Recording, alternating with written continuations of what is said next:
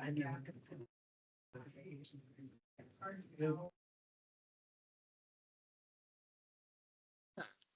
everyone.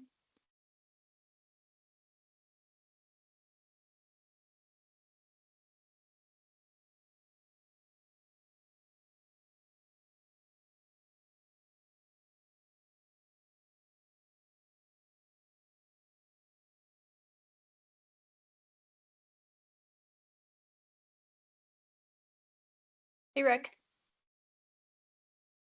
Oh, Rick, you're muted. I think we're doing the pre-check. I do not like this background. Dang. My Feels like you're daughter's house. glowing. Of course. I got the halo effect. Oh, God. Oh, so I got me some four-legged help here. Oh, cute. But Yeah. the grand dog. All right, I got to figure out what the hell I'm going to do here. I thought I had this thing fixed. Let me take that. I don't like the mirror either. It's okay. You're fine. Oh. Is that?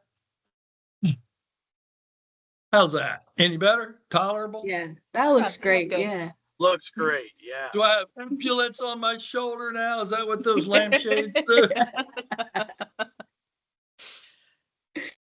Well, that kind of goes back to the intro slide, not take the job seriously, just not myself seriously kind of thing. I think That's some good advice right there. You take the job seriously, not yourself. I like that one. That'd be me. It works Kelly, every you're all time. set to share slides. You're good on that front. Okay, cool. Yes. Yep. Got them queued up. Are you going to drive the slides, Miss Kelly? Yes. Yeah. So just let me know when you want me to advance and I'll go ahead and do it.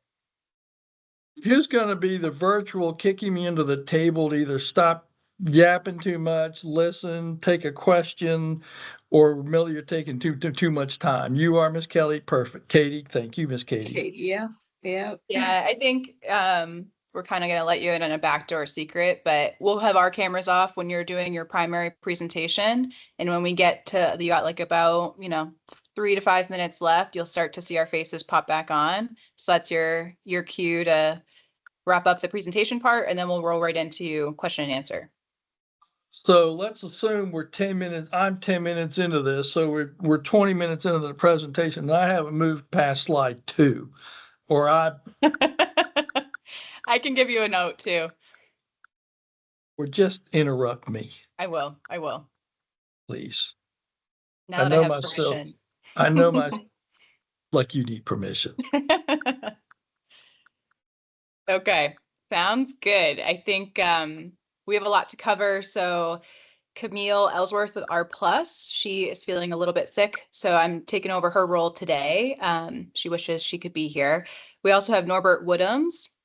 He is with Worthington Products, and he is the co-vice chair, along with myself, Katie Rain. I'm a regulatory specialist with HDR. So I have a few kind of intro announcements, and then we'll get into our keynote speaker for today.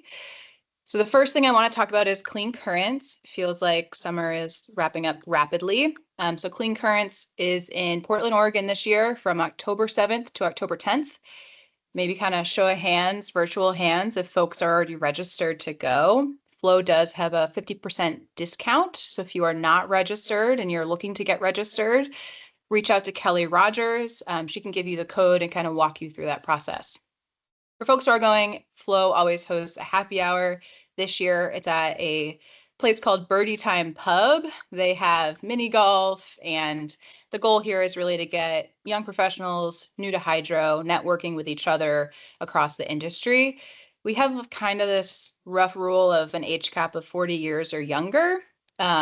Again, that's kind of a guideline. We've already had quite a few folks who are 42 and 43, but fit in that demographic of new to Waterpower who are going. So if you're over 40, want to attend, reach out to Kelly, myself, Norbert, and we can help you. So we recently received applications for NHA's newest award. It's called the Rising Star Award. It's aimed at new to water industry professionals.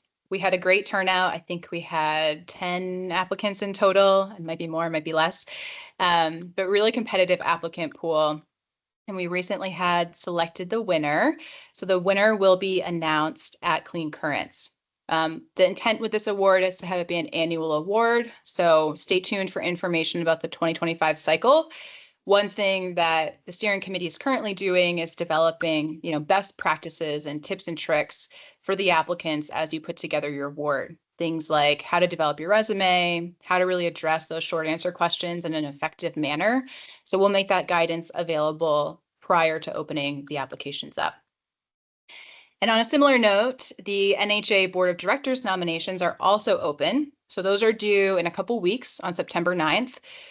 Kelly Rogers, okay, she just did it. She's putting links in the chat to both the Rising Star Award and also to the Board of Directors nomination form. So feel free to either apply yourself or share that with folks who may be interested. And is Chris Hayes on the line? I'm going to turn it over to Chris to kind of give a little bit. There you are, Chris. I'm going to turn it over to you. Sure. Thanks very much.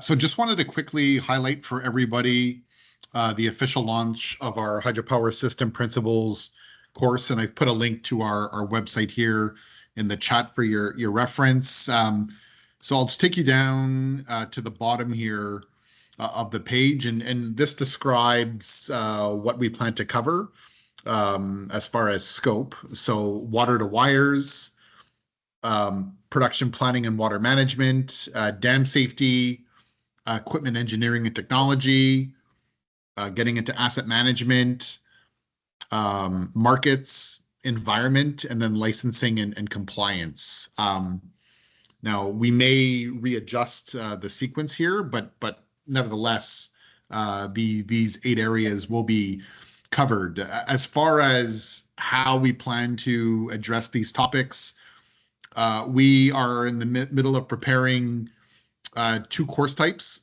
So one is a one-day version, and that'll be offered in person here coming up in Portland on October 8th as part of the Clean Currents Conference, and then again virtually on December 5th.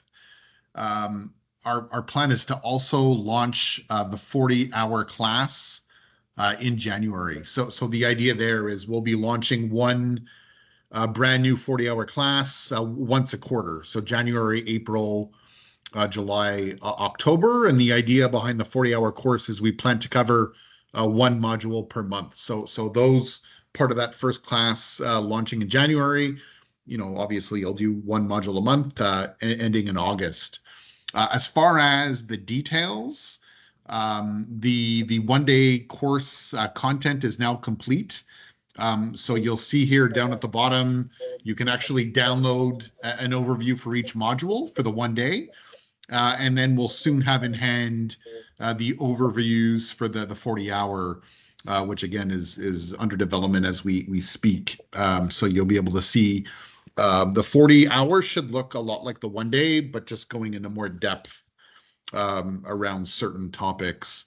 As far as target audience goes, obviously folks that are new to industry, either coming into hydropower straight from school, but also those coming in from other areas of power or professionals coming in from other areas altogether.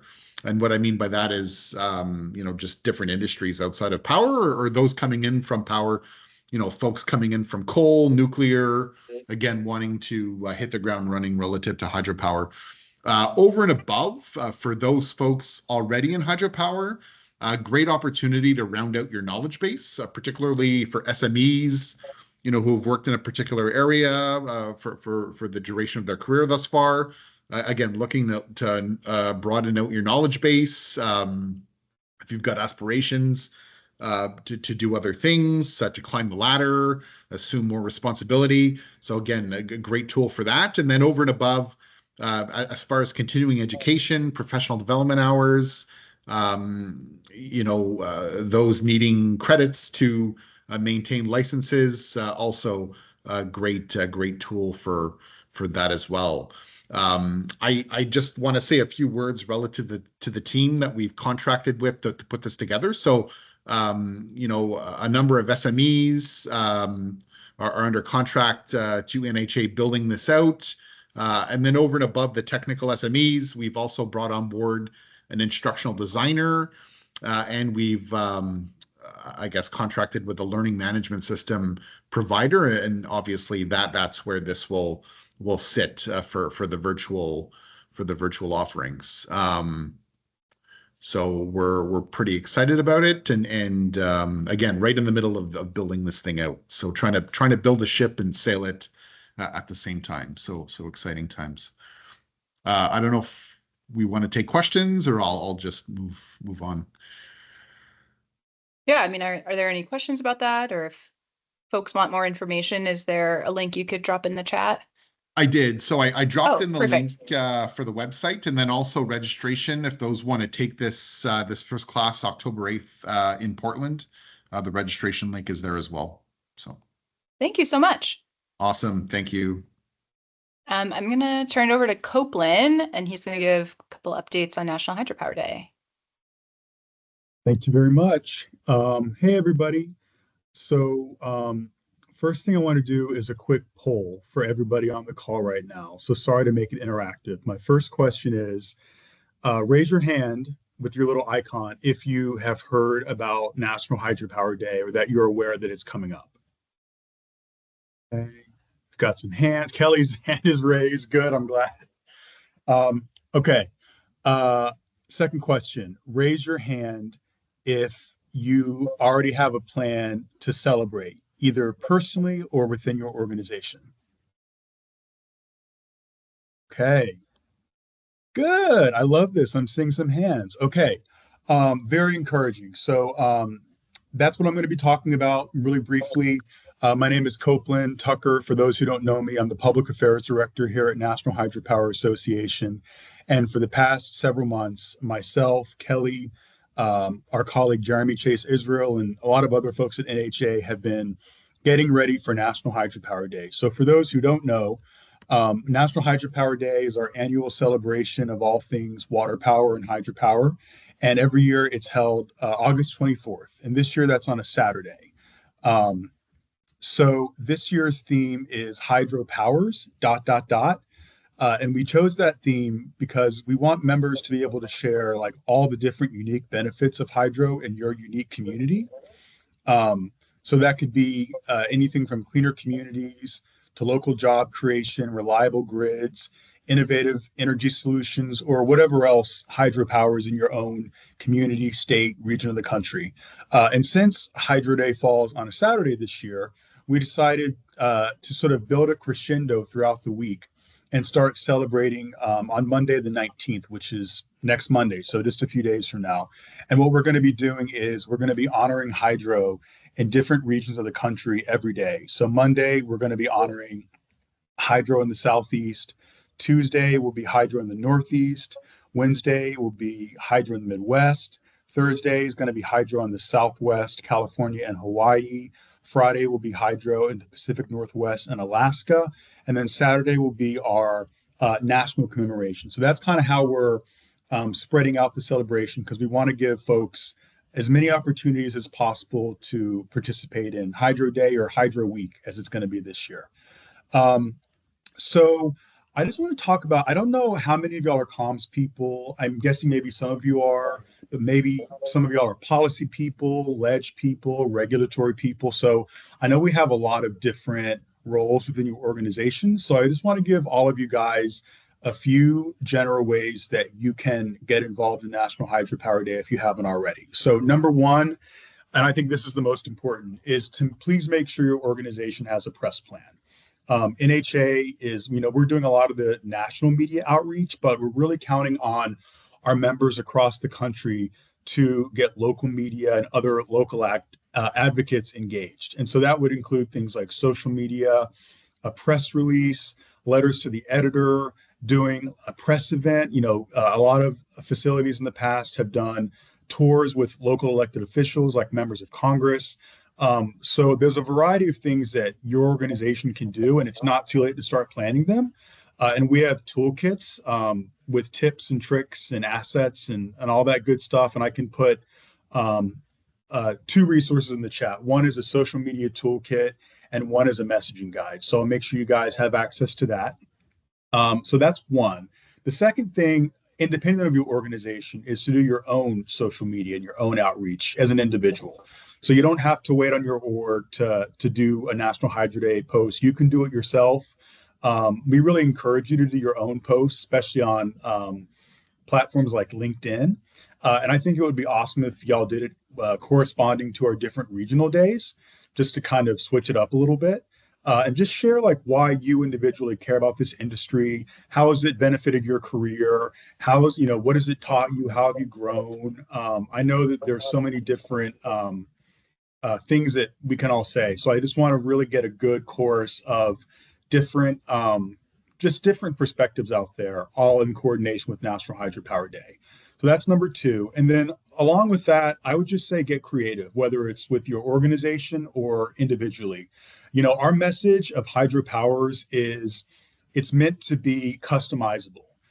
We want you guys to customize that message to what fits your community. Some communities want to hear about hydro's ability to hasten the energy transition and tackle the climate crisis. Other communities might want to focus on hydro balancing the grid or hydro creating jobs. So, we know that hydro can do so many things. So we really want to empower you guys to share really unique, tailor-made perspectives about why hydro matters to you and your community.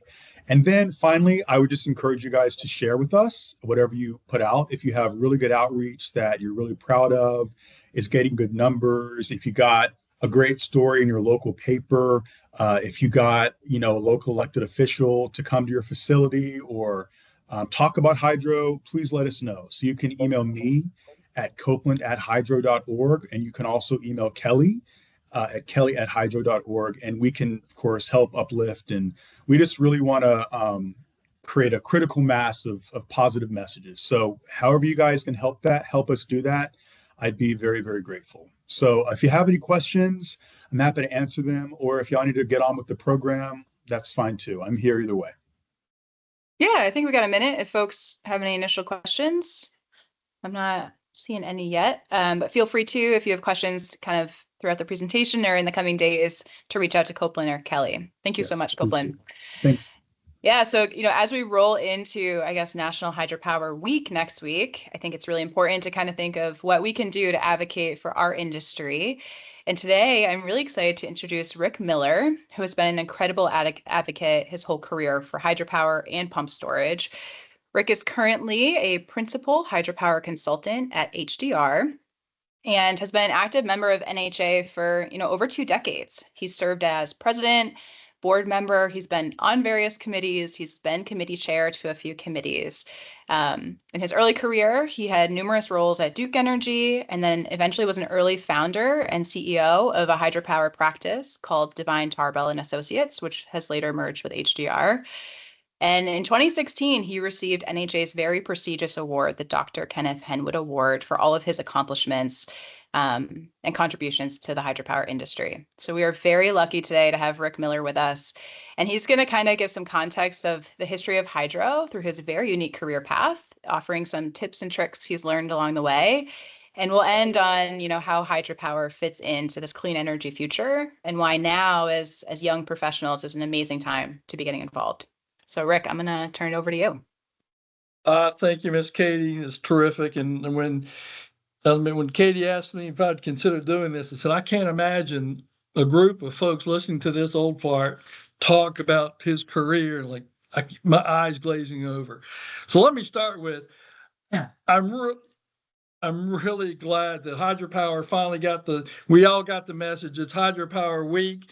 It reminds me it's just like Carnival in Brazil. You got a whole week to be celebrating and finally recovering here in Ash Wednesday kind of thing. We're going to do it right in hydropower, but you got to get the drink of choice would either be from Auburn, either bourbon or wine or something or beer. Let's make sure we do that. But let's get started. A little bit of making sure you all understand me. So we're going to do a little a course on Southern speaking, if we could. I am from the South. I'm from South Jersey. A lot of you knew that I grew up outside of Philly. So let's go through the slide here. Kelly, go ahead and advance it. So you all need, if you all would read the first line, then I'll read the second line. So who's has some volunteers? Not the, well, yeah, let's start with the first line. Who can tell me, pronounce what we see here on the screen? I'll try. From the Northeast. Keeping in Mr. mind it's Snakes. Southern slang, so keep going. Yep,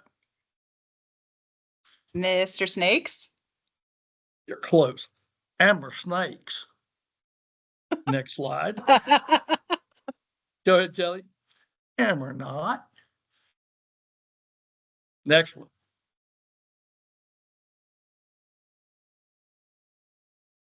All right. S-I-R. Slam itty bitty eyes. Next one. L-I-L-B. M-R snakes. So when you're a Yankee, a Jersey boy, and you go to Auburn, and you see 4,000 blonde-headed 18-year-old girls getting a suntan. That is it. I think they have an engineering school. That's where you go, and you can afford it, and you get a civil engineering degree. But if you're going to live in the South, you got to lose that Yankee accent. So moving right along, kind of setting the stage of a career. The next slide.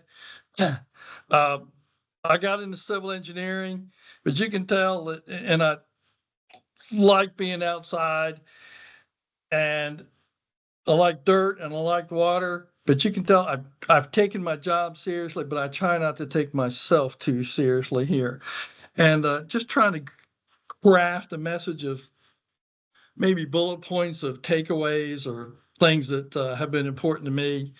And Katie asked me some questions along the way. I was able to get a job at Duke Energy, where they had in the late 1970s, they had a 1,500 person group of engineers and scientists, 8,000 construction employees, uh, uh, building power plants, building hydropower and thermal and nuclear plants.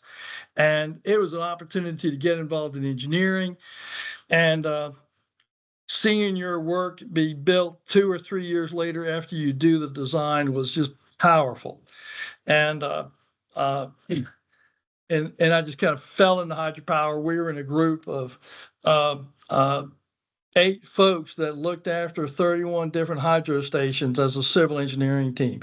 And it was great work. You get to see a great environment, great people. And it's where I started this passion of hydropower, if you can't already tell. And uh, and it talks about going with opportunities. The operations group needed a civil engineer that was registered, a professional engineer, didn't have one.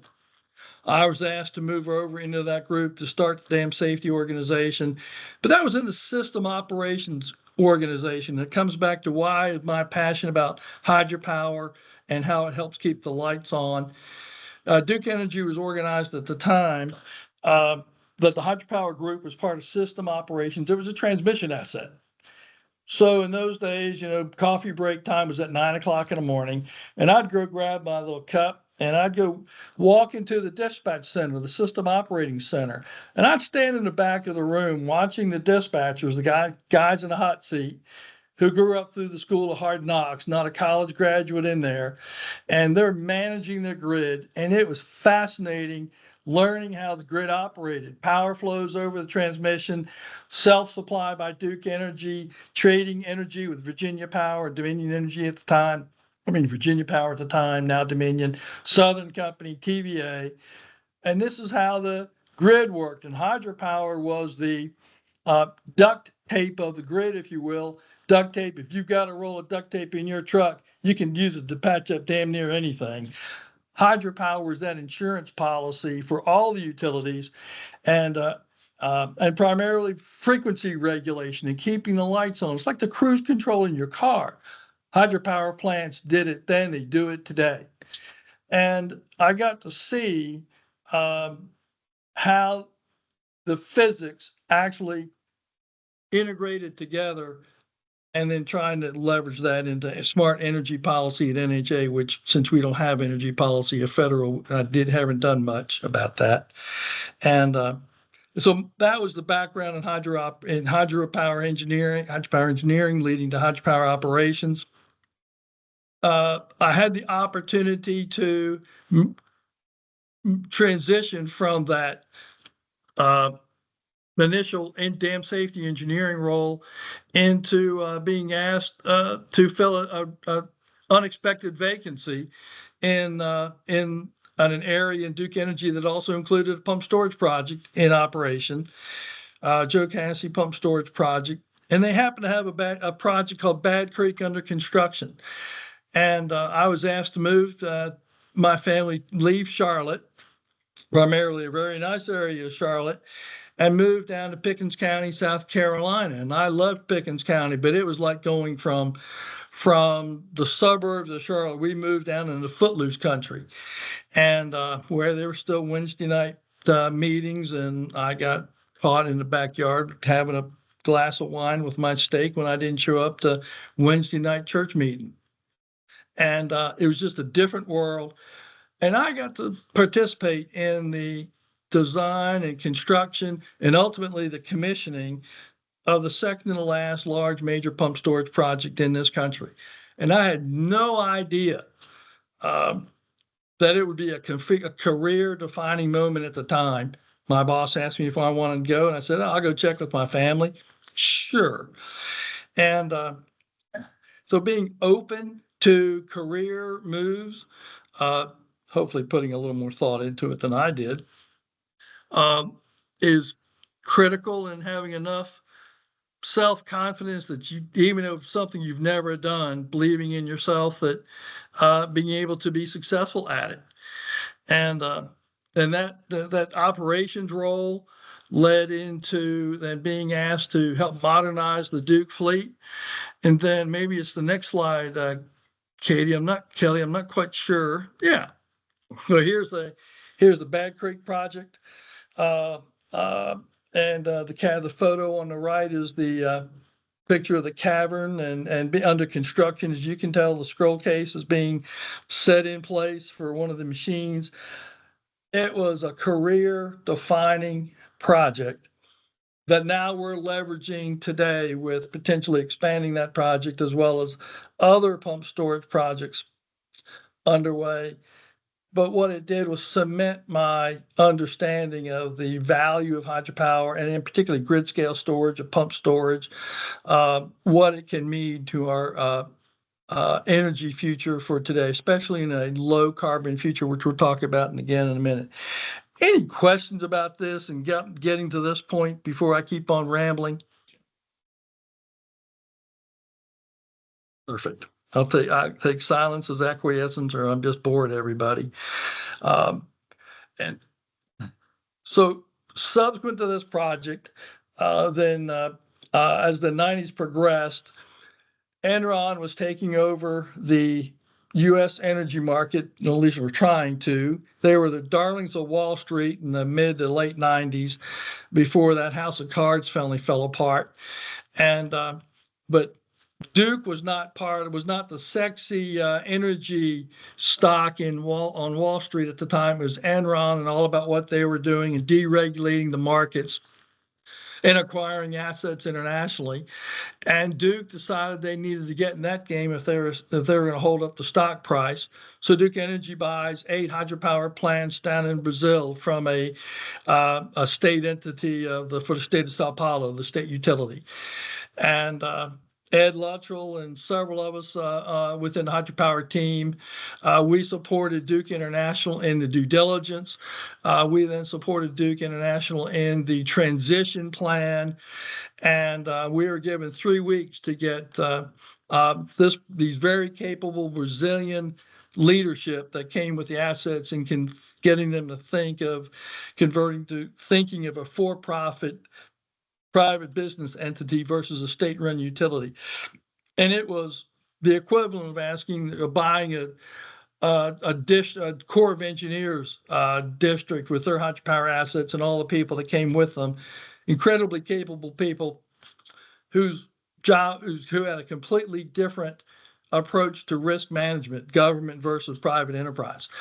And so what we tried to assist with that. It didn't go really well. And so I was asked to move down to Brazil and consider taking over the operations down there and reporting to the banker. And I said, thank you, but no. Ultimately, I was asked multiple times, and you finally figure out, you say no too many times, they're not going to ask you again. So I moved down to Brazil and Bolivia for 3.5 years by myself. Kids were in college. I didn't speak a lick of Portuguese down there.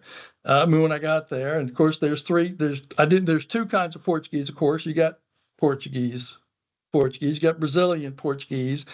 Then we got Rick Miller Portuguese, and you make up words as you go. And I share this as a story is being open to new career opportunities that you never planned for. But one of the things I learned down there was a lot of understanding nonverbal communications, learning who you can trust when you can't speak the language, but you can understand if they're trustworthy or not. And being sensitive to other cultures. And this is one reason about hydropower is such a powerful asset, as well as what the developing world, a large portion of our global community, what their world is like. There's a lot of economic discrimination in Brazil or throughout South America. And coffee cutters were the lowest caste on that economic spectrum. And they may have had they'd be a family in a shanty or a shack, and they might have a couple of light bulbs, and they have a dorm-sized refrigerator. And I got to see this, and I'm thinking, I have been so insulated in my American way of life. And they could barely afford the electricity that they had, but it came from hydropower. 66-70% of the energy in Brazil is generated by hydropower. And when I got down there, the World Bank came out and they said dams and hydropower is the devil, evil incarnate, and from energy perspective. And about 2 years later, they changed that policy, and they changed that policy due to the developing world. What other energy options do they have? And it led to, in Africa, deforestation. It went to incremental deforestation in the Amazon because they don't have any. Biomass was the only other alternative at the time. Therefore, hydropower, when looked holistically, if it's done sustainably, can be a powerful mechanism for enhancing the quality of life for people who don't have anything. And it's remarkable. I did this again for 3.5 years. Enron collapsed while I was down there, and I say that when I came back from Brazil, Duke Energy was a different entity, and all of my advocates, and we need advocates throughout, no matter where we are in our organization, to being an entry-level engineer or scientist or a regulatory leader, to senior leadership in your organization. CEOs have board of directors that they're accountable to. We all need advocates, and all my advocates had either retired or been forced out. And so I was looking for a new home, and some friends of mine at Duke that had led a management buyout. We formed DTA, Divine Tarbell and Associates. That was in 2003. Let's go to the next slide. Ed Luttrell on here is one of the early founders. I joined Ed late when I came back from Brazil. And this group of leaders put our houses on the line to create a sustainable company. We did a management buyout of our hydropower group. We had 120 employees on day one. And 5 or 6 years later, we grew it to 300 employees with 10 offices around North America. I never envisioned being a businessman. I was going to be an engineer. I was going to be a geotech engineer. I've been accused of forgetting all my engineering. And we had to be technically competent. You know, you had to have the credentials on your name. You had to give a PE or a PG, or a hydrologist, or whatever your regulatory, whatever your professional registration opportunities are. You need those technical competence credentials to build your own brand, to then shift into becoming a businessman and looking at projects holistically and creating, I'm going to get through this, creating a future. We had to create a sustainable business for 120 employees who depended upon 5 of us to lead this company going forward, for their mortgages, for their college tuition, for a paycheck every other Friday. I was a COO when we started. We pay, Wednesday night, every other Wednesday night, we had to have $400,000 in our payroll account. For a year, I didn't sleep on every other Wednesday night. And I learned that we do our job, we take care of our clients, we get paid, we get our invoices out the door, we get paid. It all works, the great American dream. And it did. It's stunning. But I never thought I would ever be in that role. And then talking about relationships, we had a business decision to be actively engaged in NHA. John Devine was like he was my business partner with Ed. And I got to know John at going to my first Waterpower week was in spring of '95. And I saw this gentleman named John Devine working the conference. And I had never seen anything like it. I said, I need to get to know this guy. Met John. We then acquired his firm. We all merged together. And then what I learned was being involved in NHA, and it's a working organization. The committees, being a committee lead, is a working role in addition to your day job. But it's where we formed relationships. And you do that at the industry level. So when you're working together, you've got a personal relationship with folks around the country that are incredibly powerful and pay benefits further in your career in ways that you can never envision. And I always tell my peers, the folks our clients, I suck at marketing, but I really like relationships. And I was on the board for 11 years, just because of committee rolled and migrated or evolved into being on the board and treasurer and counting the money and just kind of working collaboratively with everybody. And nobody, in 2008, when nobody else wanted to be president, then I was nominated to be president. So I kind of fell into it. Nobody else wanted the job because it took 20 to 30 hours a week in those days. Less so now. We have a way different leadership structure today, and it's a wonderful opportunity. But for 15 months, I was in D.C. every week, every 3 weeks during Obama's first term. And it was remarkable to learn how our government works, and remarkably frustrating. But, we were labeled as lobbyists. And the way I explain it is, if being a lobbyist is bringing common sense, practical perspectives to very smart 25-year-olds who are writing legislation, 25-year-olds who don't know anything about the grid, how could they? Then, yeah, I'll sign up for that. And that's what we tried to do. That's what we try to do today.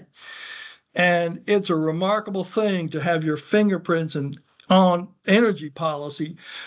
Dave Culligan on our team, he helped write some of the language that was in the legislation around the IRA with NHA's through involvement with NHA.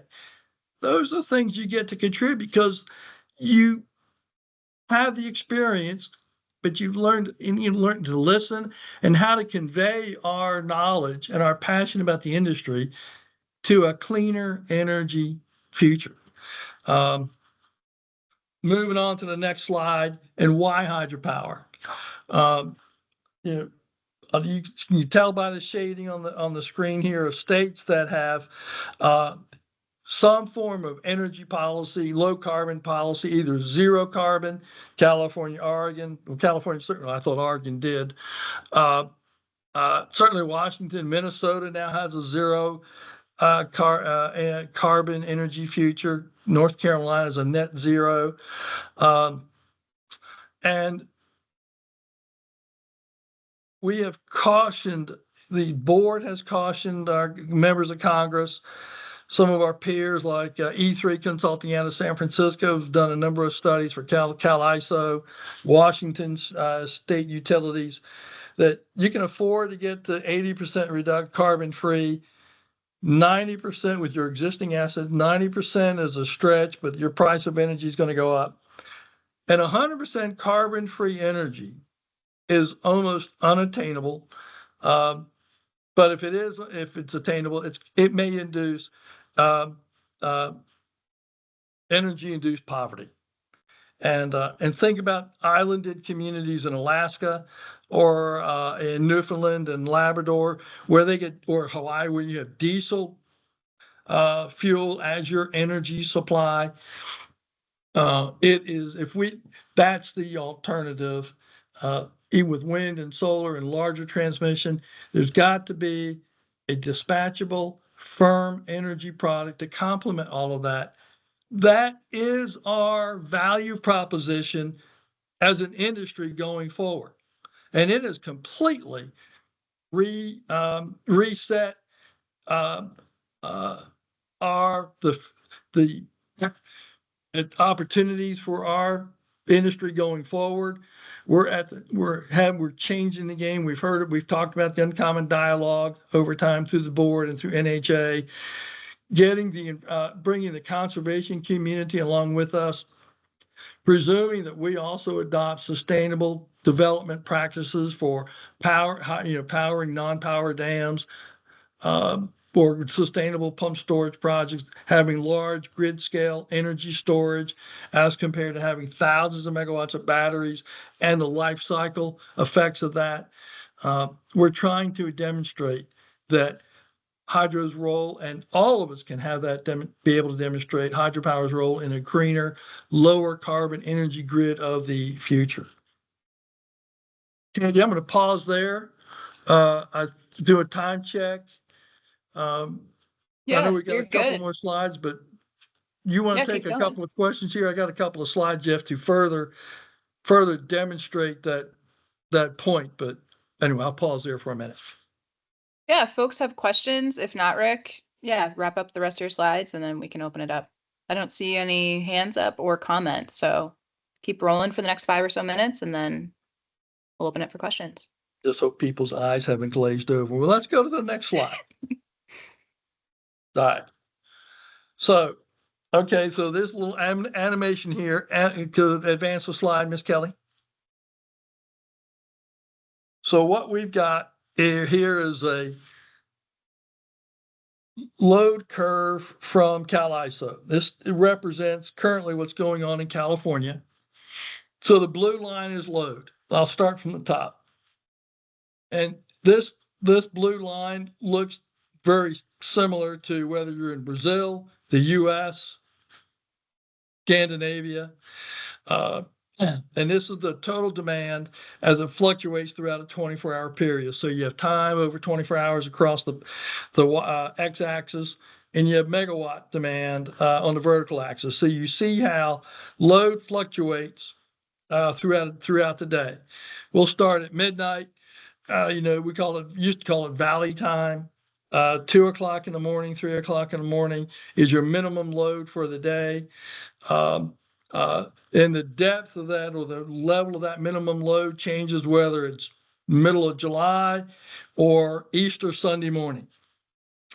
You'll have the morning peak as we all get up and get ready for the day. industry load picks up, consumer load picks up, you have the morning peak. It'll generally fluctuate to a degree through the afternoon. And depending upon whether it's winter or summer, winter, typically have a winter peak for heating load. In the Central Valley of California, summer, your peak demand is at air conditioning, 7 o'clock in the evening. No surprise there. So that's the blue line. Then I'll skip the red line for the moment. Yellow is going to be solar, very typical no matter where you are globally. Just the magnitude of that peak, if you will, can change. But solar is going to pick up, 7, 8 o'clock in the morning, peak in the middle of the day from like 10 until like 2 or 3, and then drop off. Well, solar is not available typically during the peak load air conditioning demand in the Central Valley, even in July. Then green is a idealized view of wind. It's generally levelized out. If you ever go into BPA's website, they have a 7-day running image or data of what's happening in the Columbia Gorge on the 4,400 megawatts of wind in the gorge and how it fluctuates in over that 7-day period. And it is much more variable than solar, but that's not really reflected in the green line. So what are we talking about net load? Net load is the red line, and we hear a lot about net load, and it's simply taking the data from load in the blue line and subtracting the output from either solar or wind, variable energy resources. You subtract those numbers, and that's what is resulting in the graph of the red line. So here's what the grid is now having to respond to. Those fellows in the dispatch chairs that I referred to earlier at Duke. Well, that's who's in Folsom at Cal ISO. This is what they see every day. They have an operational nightmare, they tell me. You've got the morning ramp coming up at 6,700 megawatts over that 3-hour period. As the load picks up, and the load and net load are about identical. The only difference there is wind output. And then solar's picking up. Well, if solar's picking up, and load's not changing, something else that is providing energy has to drop off. And that's why the red line is coming down. That's the net load is the remaining load that needs to be met or provided by non-renewable assets, non-variable renewable assets. So it's going to be gas turbines, it's going to be hydropower, something. The net load bottoms out usually noon or 1 o'clock in the day. And then as solar drops off and load picks up, you've got this afternoon ramp, 12,700 megawatts in 3 hours. Now it's about 14 or 15,000 megawatts. As more and more solar comes online, and then we can build on thousands more megawatts of solar. It's not going to be available in the afternoon unless you can time shift it with bulk grid scale storage. This is the opportunity for our industry going forward. It's what's driving our market. And it's what's really driving new pump storage and the value proposition of hydropower to be able to follow that ramp. I mean, what's happening today in thermal power and combined cycle projects, in order for them to meet the afternoon ramp and to get the signal to increase output at 3, 4, 5 o'clock in the afternoon, well, combined cycle plants, they have to be online in the middle of the day. So they're getting a resource adequacy payment from Cal ISO to be online. It's like, you make a hotel reservation and you pay the hotel, you're going to guarantee the room whether you use it or not. Resource adequacy payments go to thermal operators, but they're in a negative energy market. Their electrons have to go somewhere. Well, in a negative energy market, they have to pay to somebody to offtake that excess energy. So they're getting payment from Cal ISO on one hand as resource adequacy, but they got to take that money and go give it to somebody else, 10 o'clock in the morning till 3 in the afternoon. And then when the ramp, they follow that afternoon ramp, they can increase their output. And now the energy prices are positive. They're getting paid a much higher price for cycling up and ramping up output when solar drops off and demand increases. This is getting exacerbated as more and more dispatchable thermal projects are decommissioned and more wind and solar is added. This is the hydropower can fill that role. The next slide then is an idealized view of how of a dispatch schedule for grid scale pump storage that it would follow that day. So everything in magenta, you're pumping, you're absorbing electrons off the grid, and green is when your output and you're providing electrons and reliability through the morning ramp and the afternoon ramp.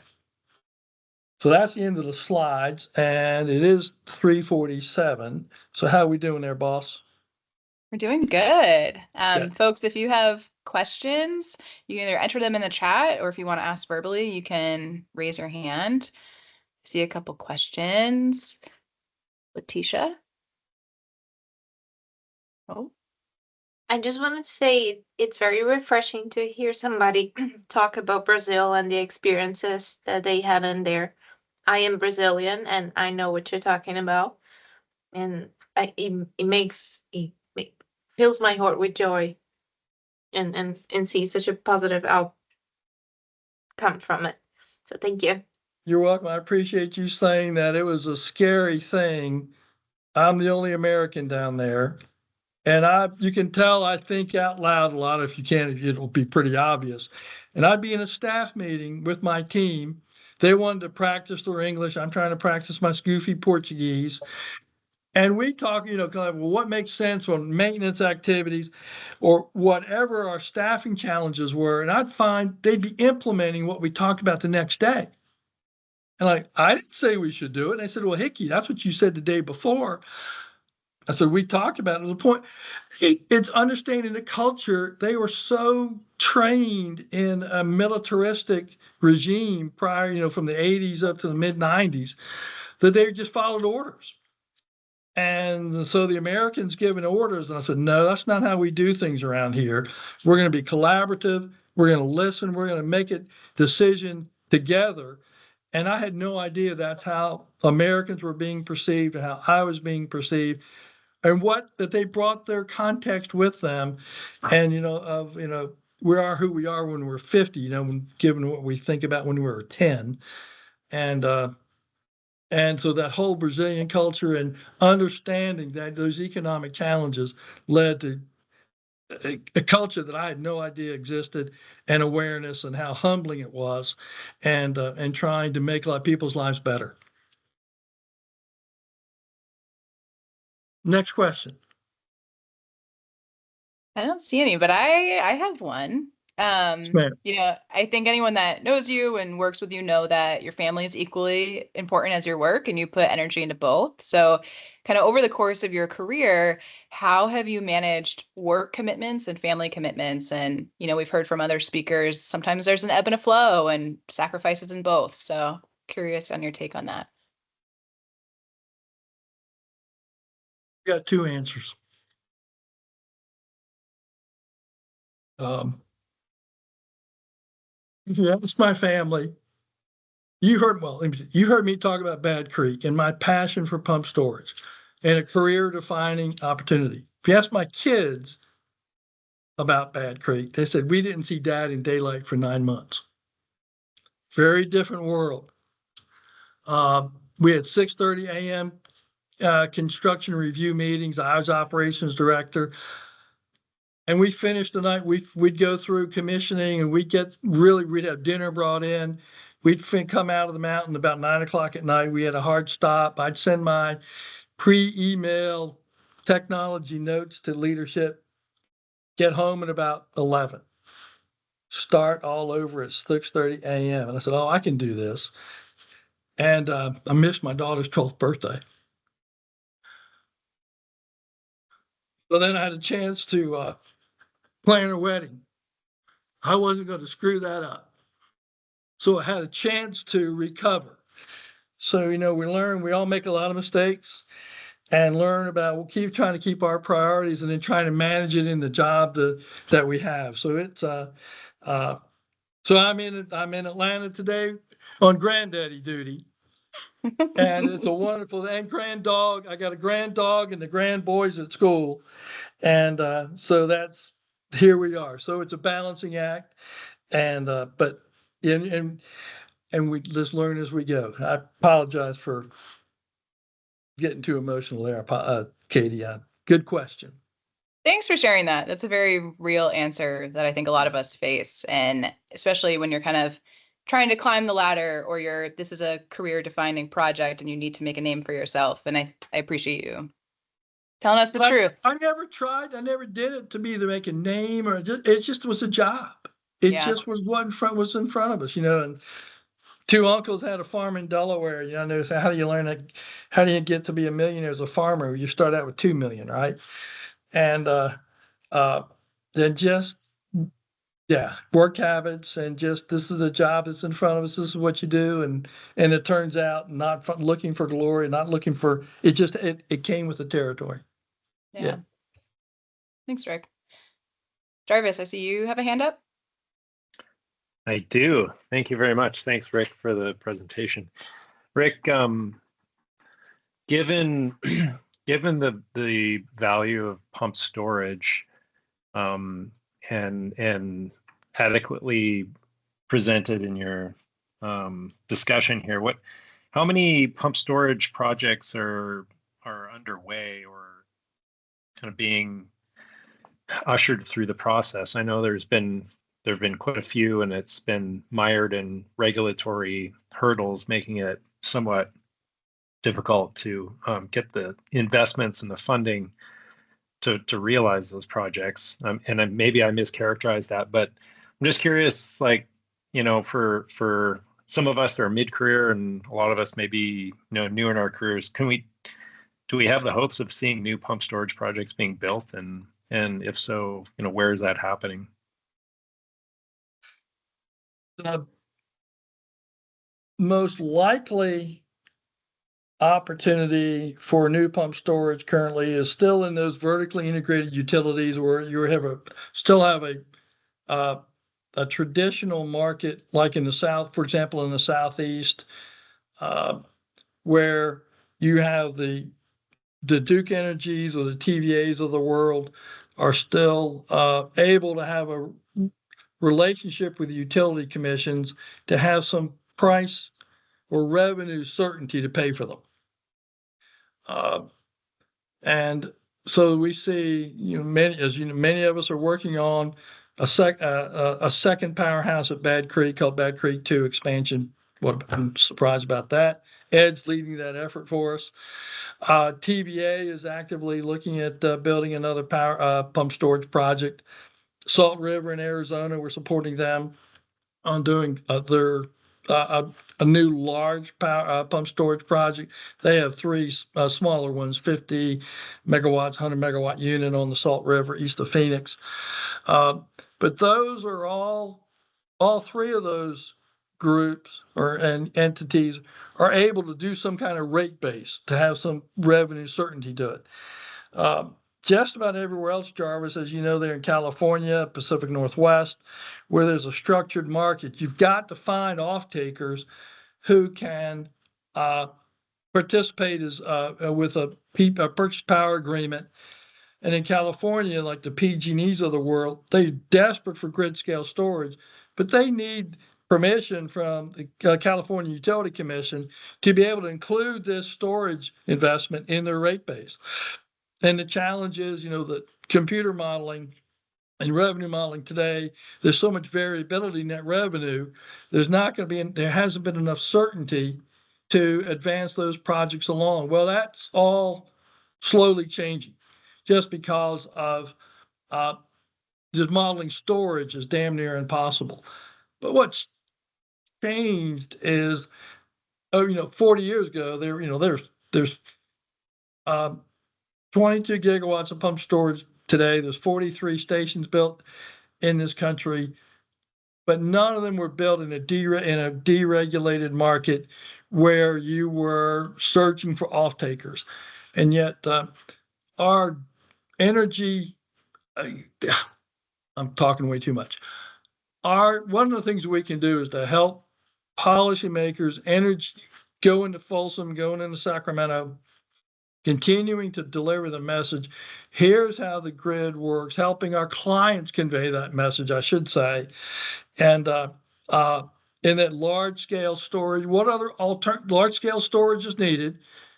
You know, the graphs and catalysts demonstrate that. Where is that storage going to come from? Is that going to be on thousands of megawatts of batteries? We did that study for TVA. If you look at batteries versus pump storage over the life cycle of 30, 40, 60 years, pump storage on an energy basis is probably half the cost of batteries. Batteries have a place in a solution in short-term storage, and then because you need all the technologies, that's the message we've got to continue to convey. But with a zero carbon, low carbon future, that's where we're going to have to go as a country to make those investments. And our utility commission is we'll have to further realize that. Does that help, sir? It does. Thank you, Rick.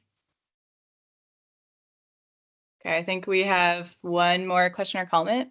Albin?